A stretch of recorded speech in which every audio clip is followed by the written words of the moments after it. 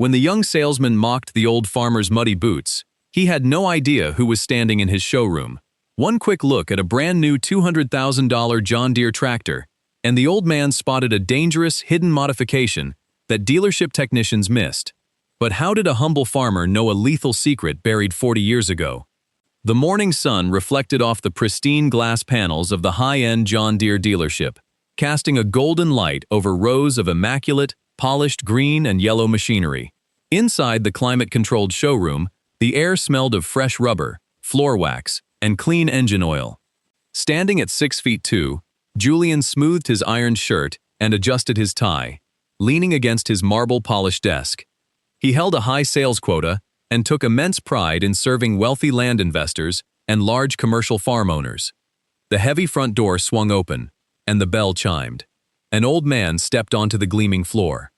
He wore a worn oilskin jacket, faded denim overalls stained with grease at the knees, and heavy leather work boots covered in dried, caked mud.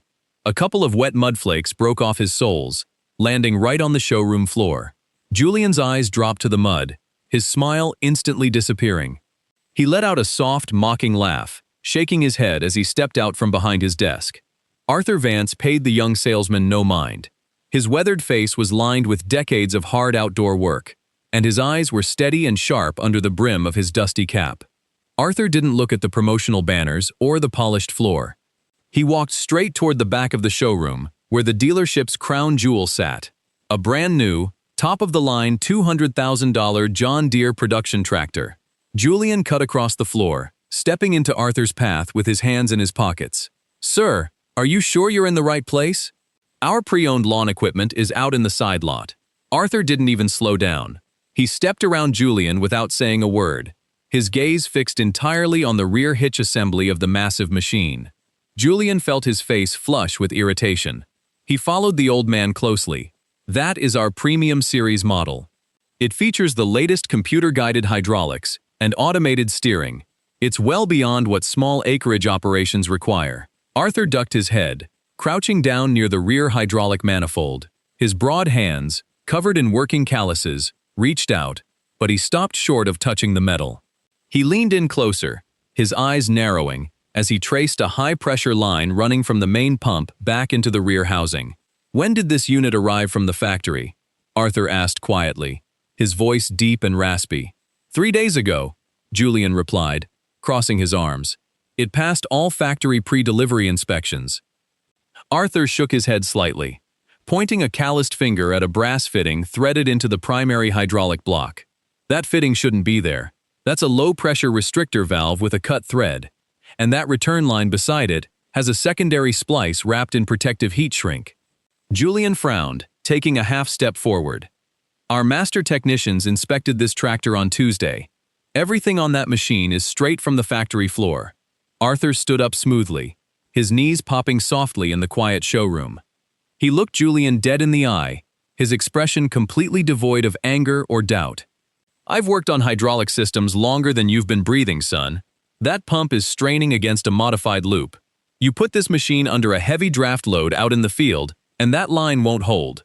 Julian scoffed. "We've sold dozens of units this quarter alone. Nobody has ever complained." Arthur turned his back on the salesman, taking a slow step toward the glass exit doors. He paused at the doorway, looking back over his shoulder one last time at the massive green tractor. "You tell your service manager to check that hydraulic assembly before somebody hooks a 6-bottom plow to the back of it. Because whatever is sitting on that rear axle, it didn't come out of a standard John Deere assembly line." Before Julian could answer, Arthur pushed the door open and walked out into the cool morning air, leaving behind small dried flakes of mud on the polished floor and a silence that suddenly felt far too heavy. The heavy glass door swung shut behind Arthur Vance, leaving the showroom in a brief, heavy quiet. Julian rolled his shoulders, adjusting his tie with a short, dismissive scoff as he picked up a paper towel to wipe away the dry mud flakes left on the floor. He glanced over at the $200,000 flagship John Deere tractor, shaking his head. He was about to return to his desk when the desk phone rang, its sharp chime echoing off the tall glass walls.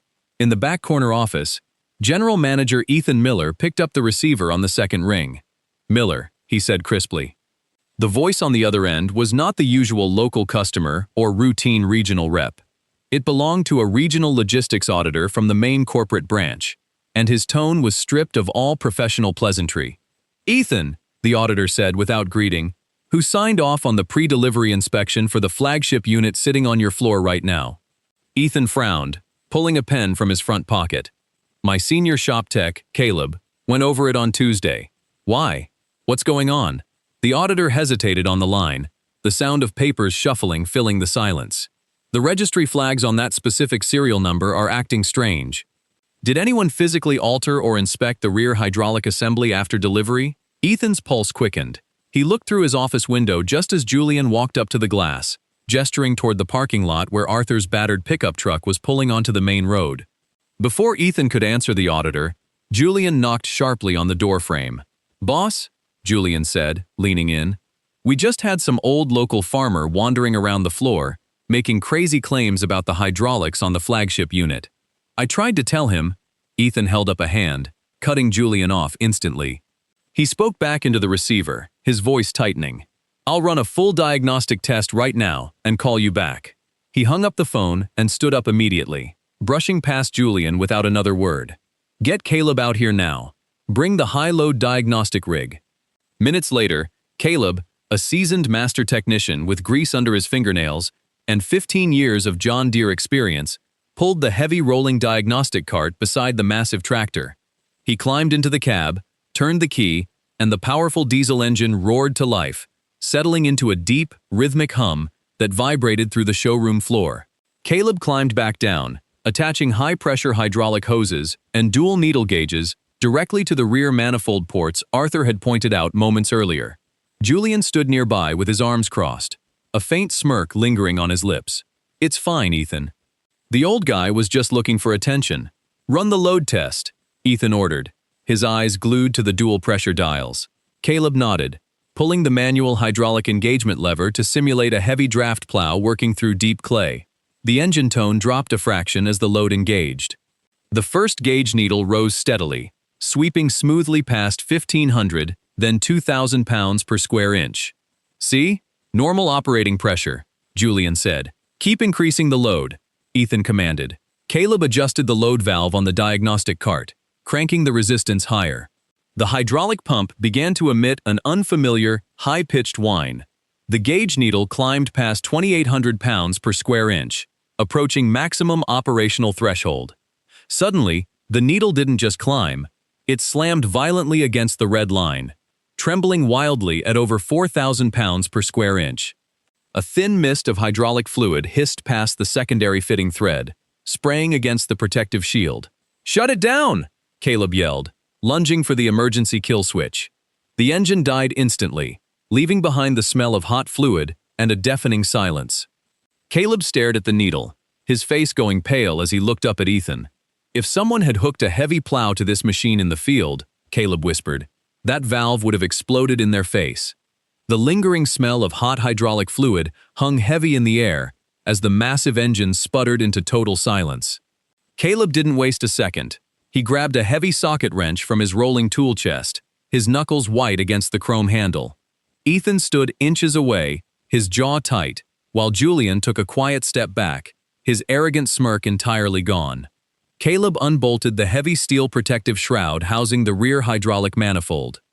The heavy metal casing hit the concrete floor with a loud metallic clatter. He clicked on a bright LED work light, shining the beam deep into the heart of the tractor's power assembly. "What are we looking at, Caleb?" Ethan demanded, leaning over his technician's shoulder. Caleb didn't answer right away. He reached into the dark, tight space with a pair of long-nosed pliers, tracing a thick, braided line. "This line isn't factory, Ethan.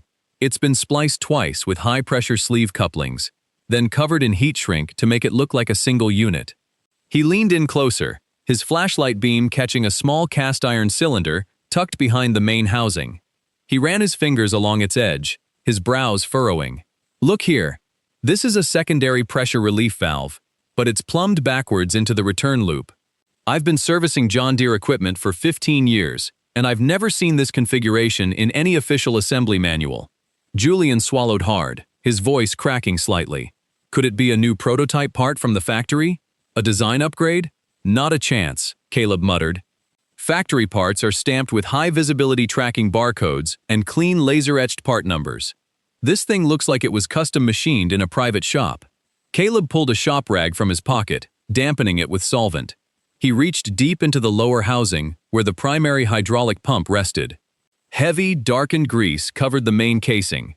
Grease that looked far too aged and dirty for a tractor with only 3 factory hours on the clock. He scrubbed the metal surface firmly, wiping away layer after layer of grime. Underneath the grease, raw metal gleamed under the LED beam. Caleb froze.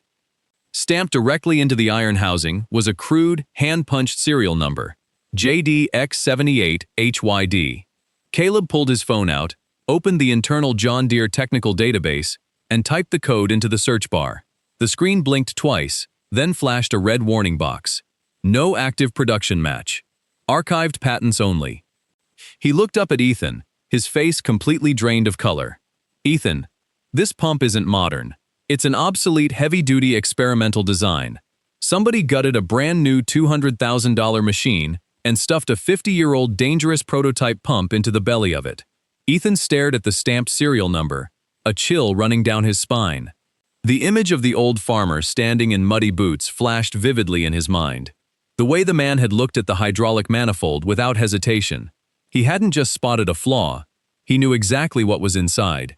Ethan turned sharply toward Julian, his voice cold as ice. Get out to the parking lot. Find out which way that old man's truck went. I don't care if you have to call every farm cooperative in 3 counties. Find out who he is right now. Ethan stood motionless in the middle of the service bay, his eyes locked on the crude, hand-punched serial number stamped into the cold iron of the hydraulic pump. Behind him, Julian was frantically working the office phones, his previous arrogance entirely replaced by a desperate, pale-faced urgency. Bring the main diagnostic terminal over here, Ethan ordered quietly. Caleb pulled the heavy workstation laptop across the concrete floor, plugging it directly into the central John Deere factory network. His fingers flew across the keyboard, bypassing the standard dealer portal and logging straight into the restricted historical archive database, a vault containing every build sheet, engineering blueprint, and field log registered by the company since the mid-20th century. He entered the tractor's primary chassis serial number, followed by the obscure pump code, JDX78HYD. The terminal screen flickered. The standard blue and yellow dealer interface disappeared, replaced by a monochrome scanned PDF document stamped in faded red ink. Restricted access. Special hydraulic configuration. Factory test unit. Ethan leaned over Caleb's shoulder, reading the pixelated text line by line. The document was dated autumn of 1978. It detailed an experimental high-pressure hydraulic system designed to push massive pull-force loads beyond standard factory limits. But as Ethan scrolled further down, the test logs painted a grim picture. Page after page recorded severe pressure spikes, fluid overheating, and structural line fatigue. Look at the signature line on the final engineering log, Caleb whispered, his finger tapping the glass monitor.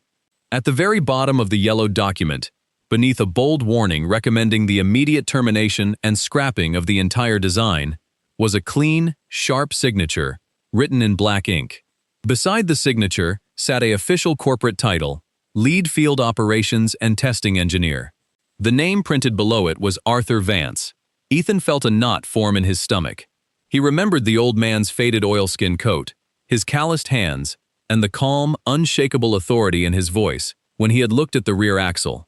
Arthur hadn't made a lucky guess. He was looking at a dangerous piece of hardware he had personally evaluated, documented, and condemned nearly 50 years ago. Julian hurried back into the bay, holding a notepad. Boss, I called the county agriculture board.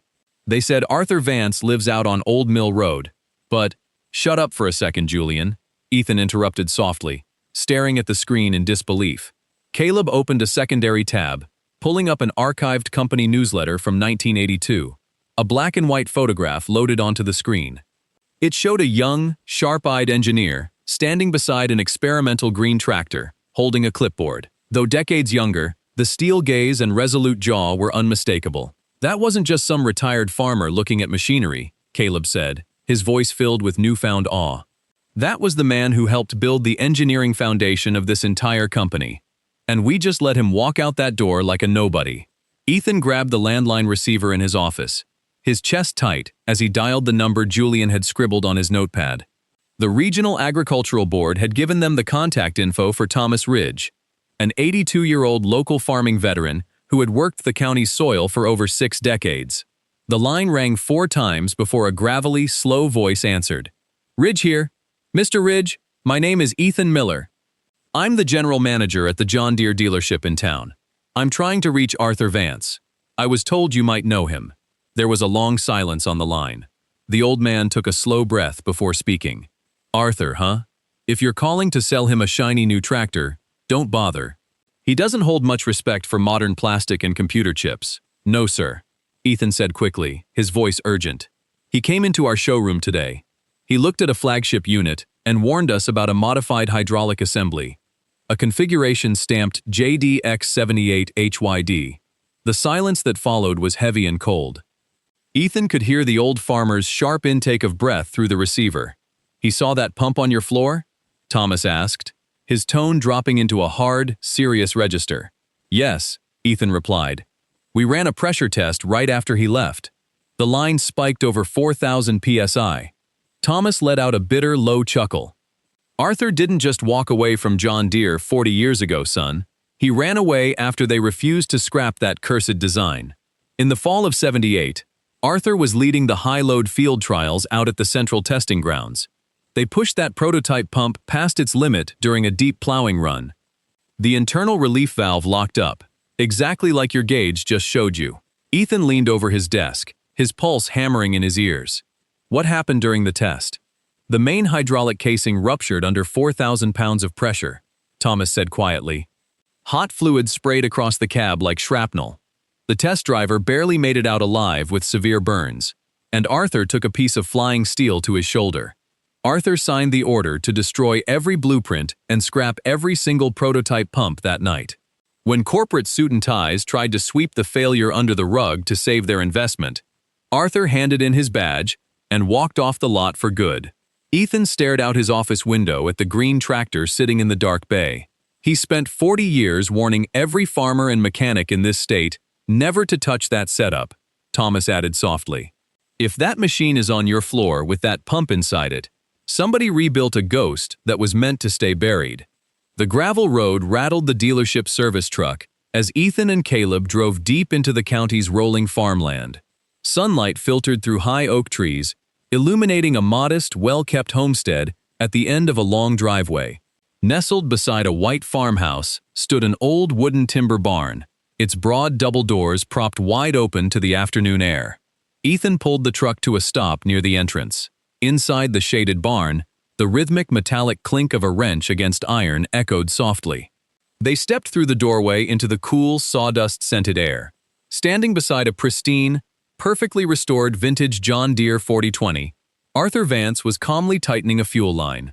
He wiped his hands on a grease-stained shop rag, turning his head slowly as the heavy footsteps approached.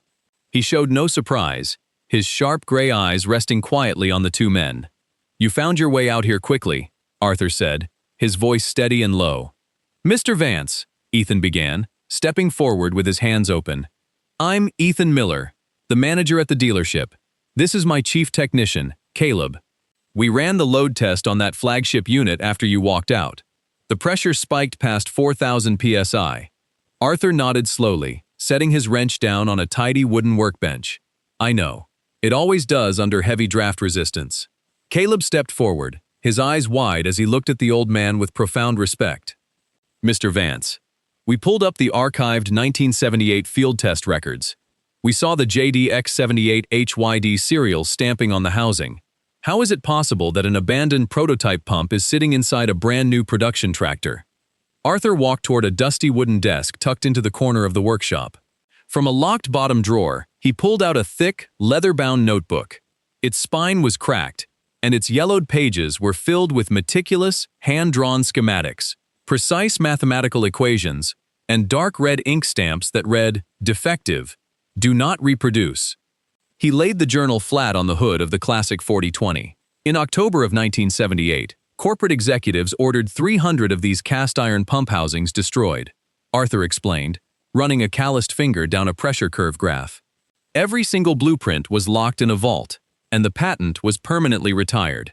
The bypass valve geometry is fundamentally flawed. It builds compounding internal friction until the housing fractures. Arthur looked Ethan dead in the eye, his jaw setting hard. This system wasn't just left over in a parts bin.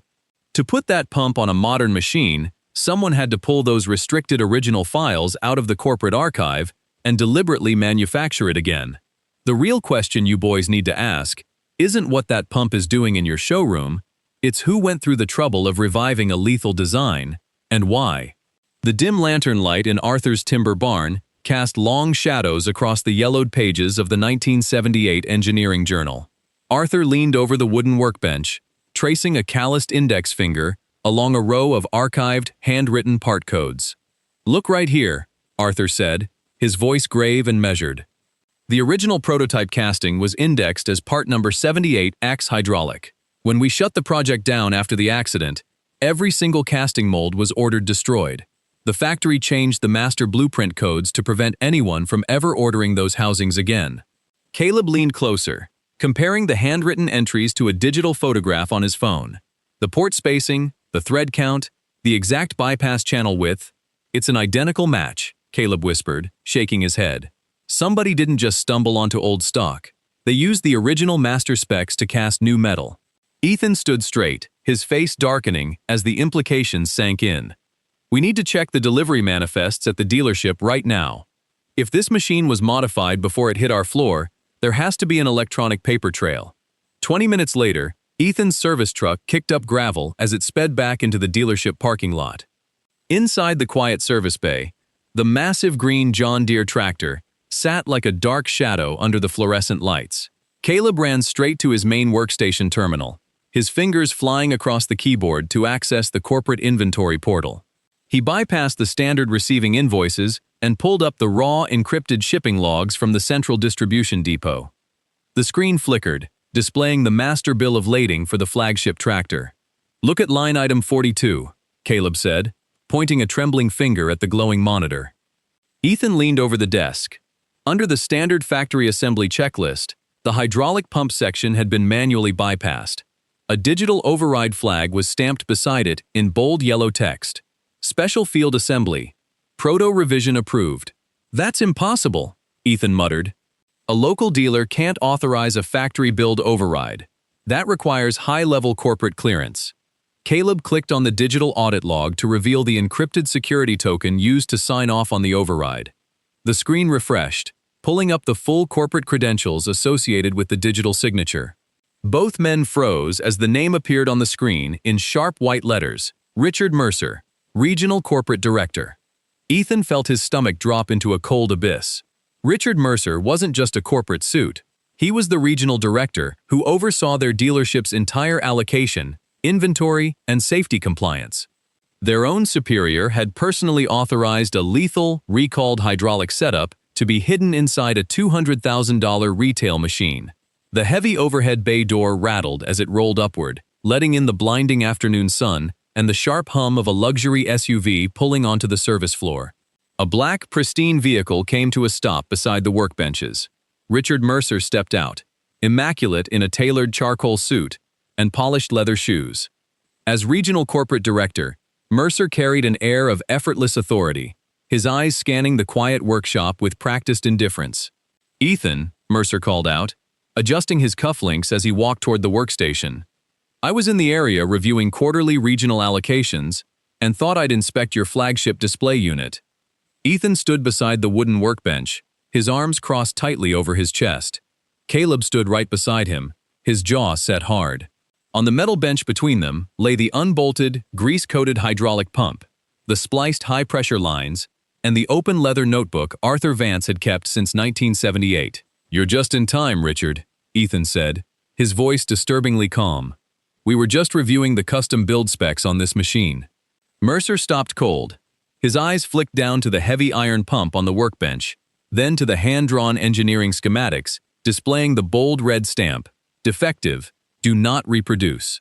For a fraction of a second, The director's calm expression cracked, his eyes widening, before he quickly forced a tight, dismissive smile. "I see you've been taking apart showroom inventory, Ethan," Mercer said, his voice dropping into a stern tone. "That's a proprietary factory unit. You have no authority to dismantle it." "We ran a load test, Richard," Caleb interjected smoothly, stepping forward. The bypass locked. Pressure spiked over 4,000 psi. "This is the old JD X78 HYD prototype pump. It's the exact system Arthur Vance condemned 40 years ago after it nearly killed a test driver." Mercer's face went pale.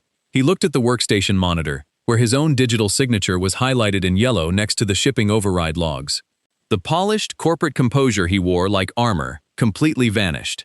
"You were never supposed to open that manifold," Mercer spat out, his voice turning sharp and defensive as he took a step closer to the bench.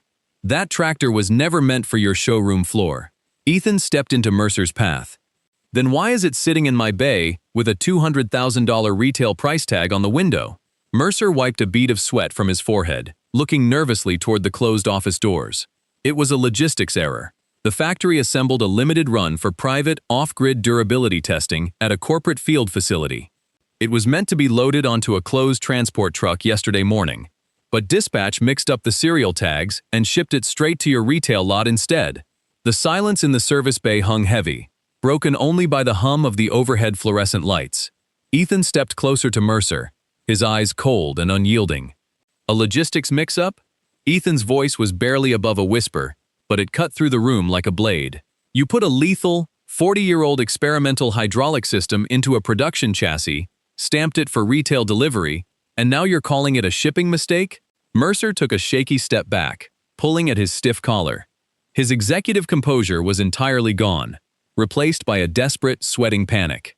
"You don't understand how the supply chain works, Ethan. Manufacturing costs have surged. Corporate needed field data on alternative low-cost pump castings under maximum stress, but without the delays of official certification trials. It was a controlled trial run. A controlled trial run?" Caleb slammed his hand down on the metal workbench, making the tools rattle. "You put an explosive pump into a consumer machine. How many more of these death traps did you assemble, Mercer?" Mercer swallowed hard, his eyes darting toward the door as if looking for an escape. "4, he confessed quietly, his voice trembling. "There were 4 units in the batch, all built with the same modified JDX78 HYD hydraulic configuration." Caleb immediately turned back to his workstation, his fingers furiously tapping across the keyboard. He bypassed the local inventory portal, pulling up the regional distribution network's live tracking manifest for the remaining 3 serial numbers. Ethan kept his gaze locked on Mercer. "Where are the other 3, Richard?" Caleb gasped, staring at the glowing monitor. "Boss, look at this." Ethan leaned over Caleb's shoulder. The screen displayed the live location status of all 4 machines. The second unit was sitting in a holding lot at the Westridge dealership 60 miles north. The third unit was loaded on a flatbed transport truck, currently parked at a highway way station, in transit to the Southern County lot. But the 4th serial tag was highlighted in bright red. Status: delivered and keys handed over. Caleb clicked the tag, opening the customer transaction sheet. The sale had been finalized less than 4 hours ago. The machine had been delivered straight to Miller Creek Farms, a large local operation owned by young Jacob Harris, who had just hitched his heavy 6-bottom subsoiler plow to the back of it for the afternoon harvest. Ethan felt a surge of adrenaline hit his chest. Jacob Harris didn't just buy that John Deere to let it sit in a shed. He was putting it straight into deep clay soil today. Ethan didn't waste a single second. He grabbed the desk phone, slamming the receiver against his ear as he dialed the regional manager's emergency override line. "This is Ethan Miller," he barked into the phone, his voice echoing off the concrete walls of the service bay. "I am issuing an immediate, high-priority stop sale lock on serial numbers 402, 403, and 404. Get transport haulers out to the Westridge dealership and the Southern Transit Hub right now. Load those John Deere units onto flatbeds and haul them back to my shop under heavy flag isolation. Nobody touches those keys." He slammed the phone down and turned his glare onto Richard Mercer. The corporate director stood frozen, pale and sweating, as Ethan pointed a finger straight at his chest. "You stay right here in this office, Mercer. Touch one file, and I'll have the county sheriff cuff you to the bench." The heavy bay door creaked open again, and Arthur Vance stepped through. He wore his faded oilskin coat, his hands resting calmly in his pockets, but his steel-gray eyes were sharp as a hawk's. "I saw the flatbed trucks rolling in from the highway," Arthur said smoothly, looking at the stripped-down tractor.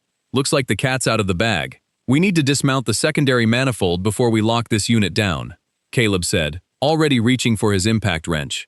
Arthur walked right over, slipping off his jacket, revealing forearm muscles corded like old oak roots.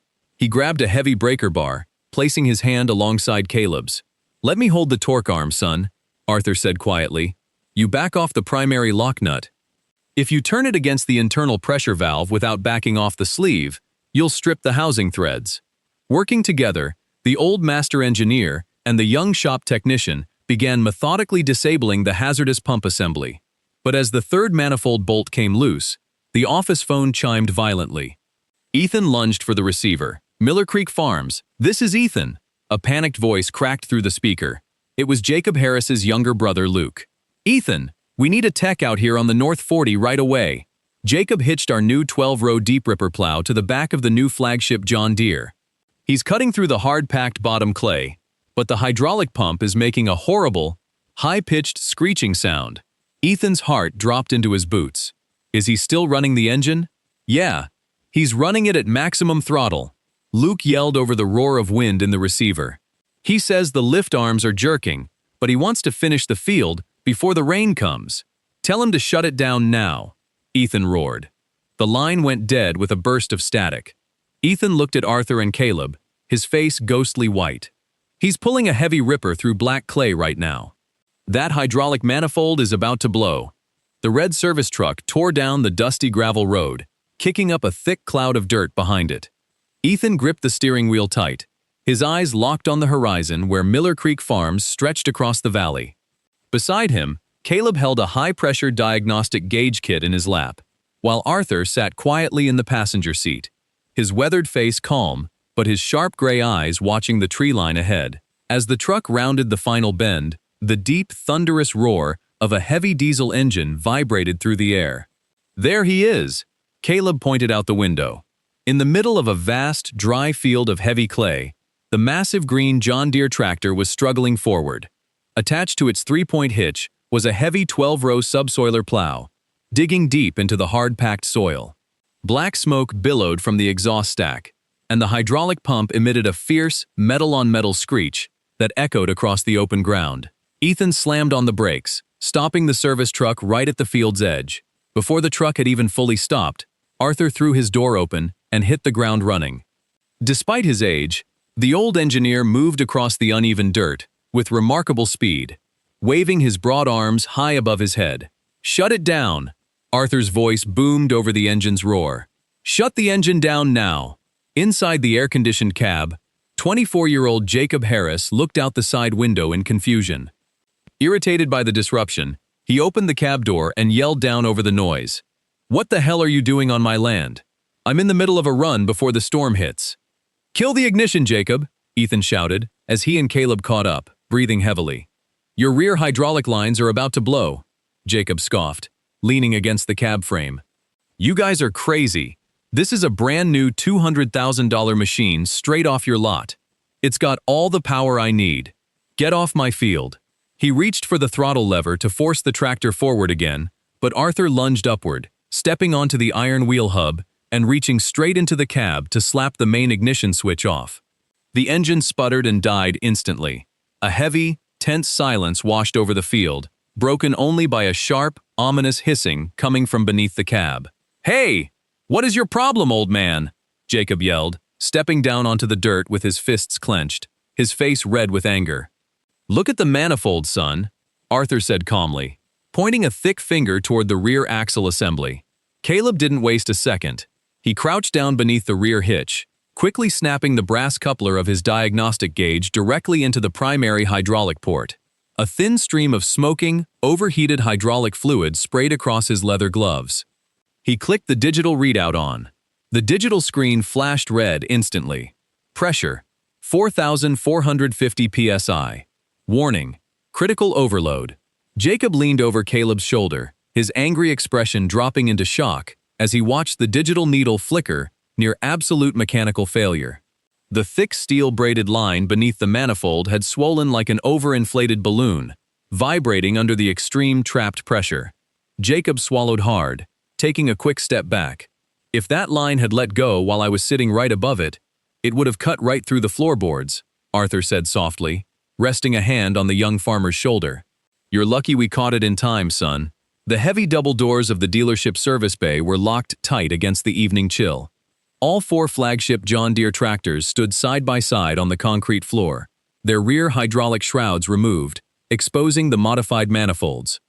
Ethan and Caleb worked under the bright overhead lights, while Regional Director Richard Mercer sat silently in the office corner, his face pale and eyes glued to the floor. Arthur Vance leaned over the metal workbench, a bright magnifying glass in one hand and a brass wire brush in the other. He carefully scrubbed away the protective black coating from the cast iron housing of the 4th pump, the one pulled directly from Jacob Harris's tractor. Look here, Caleb, Arthur said quietly, gesturing toward the metal casing. Caleb stepped closer, bringing a portable work light down over the bench.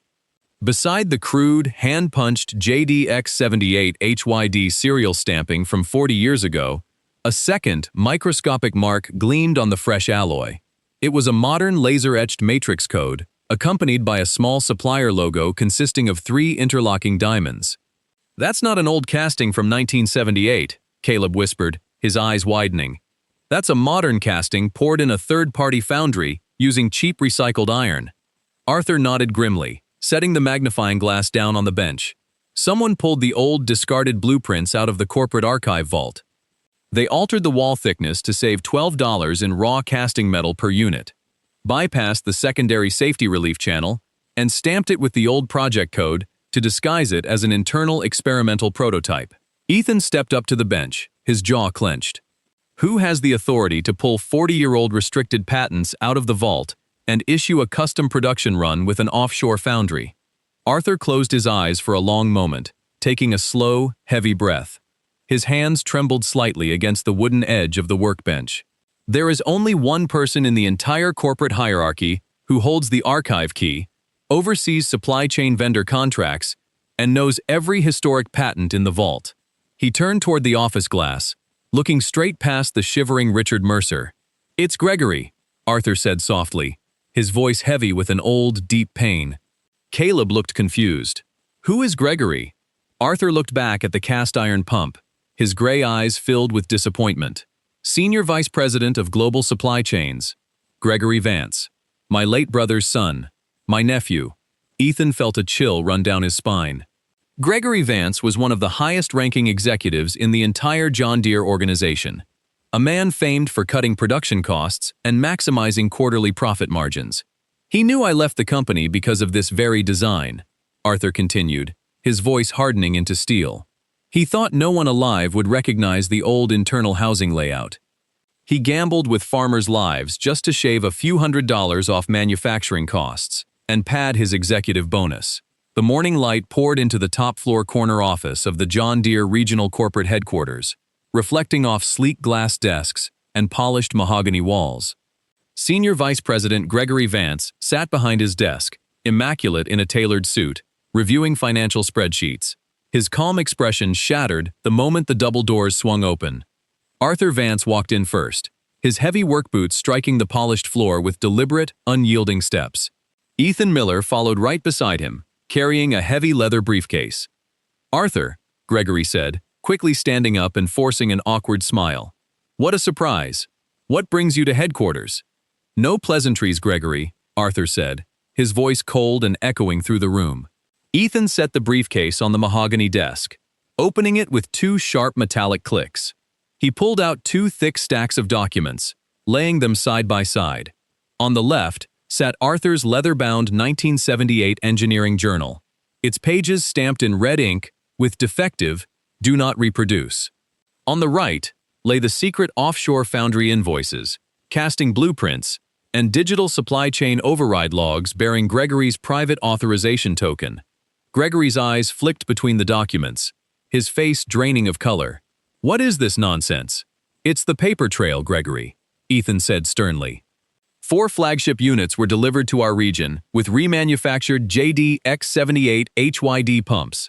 You pulled a dangerous 40-year-old rejected patent out of the vault, cheapened the metal alloys to cut $12 per casting, and routed them through an offshore foundry to pad your quarterly profit margins. Gregory took a step back, his hands shaking slightly as he gripped the edge of his desk. You have no idea how the market works. Steel prices soared, supply chains stalled, and corporate demanded margin improvements. It was a calculated risk. You gambled with men's lives on the land, Arthur said, stepping closer to his nephew, his steel-gray eyes piercing through the executive's facade. A young farmer nearly lost his life in a field yesterday because a high-pressure line was seconds from exploding. You thought everyone who remembered the 78 failure was dead or gone. You forgot about me. Cornered by irrefutable technical data, foundry receipts, and massive legal exposure, Gregory sank heavily into his leather chair, burying his face in his hands. I thought the modern hydraulic fluid formulas would balance the friction. Sign the global safety recall order right now, Ethan demanded, sliding a pen across the desk. Or every file in this briefcase goes straight to the Federal Transport Safety Board and the press before noon. With a trembling hand, Gregory signed his name on the recall papers, followed by his official corporate resignation. Arthur picked up the signed documents, looking down at his nephew one last time with quiet sorrow. Pack your things, Gregory, Arthur said softly. I'm taking over the technical audit myself. The morning sun streamed through the wide glass doors of the dealership service bay, illuminating 4 massive green John Deere tractors lined up in a neat, impressive row. Over the past 6 days, the workshop had transformed into a masterclass of true engineering. The air was filled with the steady hum of air ratchets, the clink of wrenches, and the warm, familiar smell of fresh, factory-certified hydraulic oil. At the center of it all stood Arthur Vance, wearing his faded denim overalls, working shoulder to shoulder with Caleb and young Julian. Julian was no longer wearing his polished dress shoes or crisp iron ties. He wore heavy work boots, rolled-up sleeves, and grease-stained gloves. The arrogant smirk that had once defined him was completely gone, replaced by a quiet, focused determination. Under Arthur's patient guidance, Julian spent his mornings learning the intricacies of fluid dynamics, torque tolerances, and structural integrity. "Hand me the 50 mil socket, son," Arthur said, reaching down beneath the main hitch assembly of the third tractor. Julian immediately handed over the tool, leaning in close to watch Arthur work. "Mr. Vance, why do we back off the secondary locking nut before torquing the main housing seal?" "Because if you don't relieve the seat tension first," Arthur explained gently, his voice deep and patient, "the O-ring pinches under high pressure. A good salesman sells a machine by its paint, Julian, but a real equipment man knows that a farmer's life depends on what's hidden inside the steel." Julian nodded thoughtfully, taking a shop rag to wipe a spot of grease off his forehead. He remembered how he had mocked Arthur's muddy boots on his very first day, feeling a deep wave of shame and a newfound, profound respect for the old engineer. Caleb stepped up to the diagnostic station, holding a digital readout tablet connected to all 4 machines. Every single one of the defective pumps had been stripped out, packed into wooden crates, and shipped directly to corporate headquarters under Arthur's strict destruction order. In their place, Caleb and Arthur had installed authentic, factory-certified heavy-duty hydraulic pumps, built to strict safety standards. "Ready for final load verification," Caleb announced with a proud smile. Ethan walked out from his office, standing beside Arthur as Caleb engaged the high-load test rig on the final unit. The powerful diesel engine roared to life, its deep rhythm vibrating through the concrete floor. Caleb pulled the hydraulic lever, putting maximum draft resistance on the rear manifold. The pressure gauge climbed smoothly, 1,500, 2,500, holding dead steady at 2,900 psi, without a single flicker or spike. "She's running perfect," Ethan said, a broad smile spreading across his face as he looked at Arthur. "Every unit is officially cleared for safe field work.